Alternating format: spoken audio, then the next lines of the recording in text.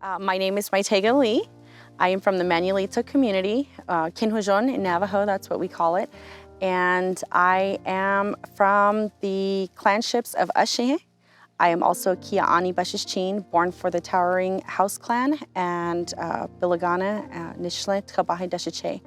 I am a mother of three, a farmer, a rancher, and I also currently am assuming the position of executive director for a nonprofit that goes by the name of Southwest Native Assets Coalition. I think that as an organization and as tribal liaisons, I think that our main purpose is facilitating and nurturing those bonds that we make with all those Navajo Nations, economic development, and those business sectors that are surrounding us for tribal community members. In our tribal communities, we have a lot of cultivators, we have a lot of artisans, we have a lot of individuals that, wake up every day and don't even know that they woke up an entrepreneur. One of the biggest things I tell anybody in any of my financial literacy classes before I do start the class is that every single person sitting in the room that I'm in, that I'm conveying this message to, is an entrepreneur.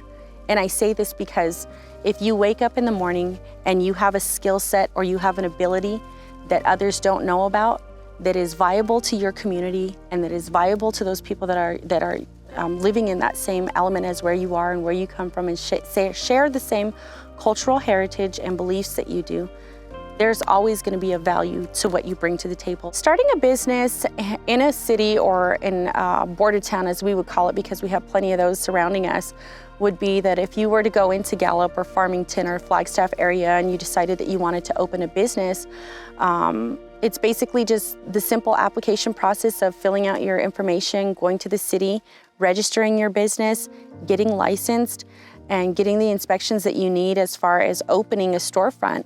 When we go tribal, it's very vast, it's very desolate, it's far and in between a lot of shopping markets and whatnot that would have that availability to say that you have the ability to rent a storefront.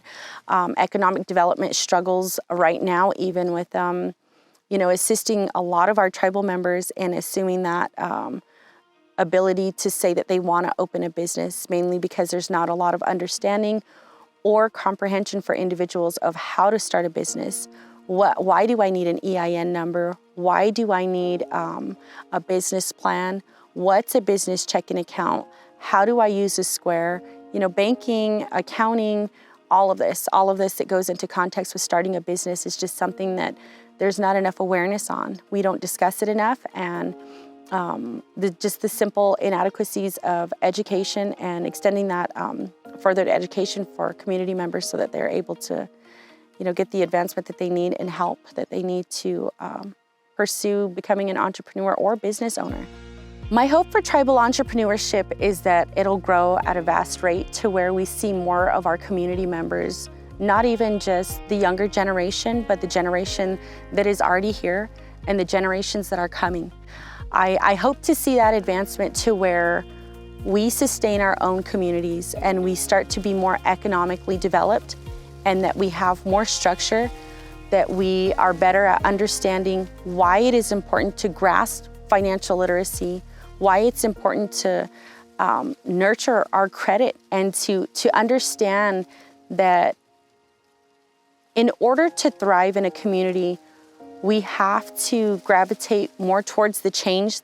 Change is inevitable.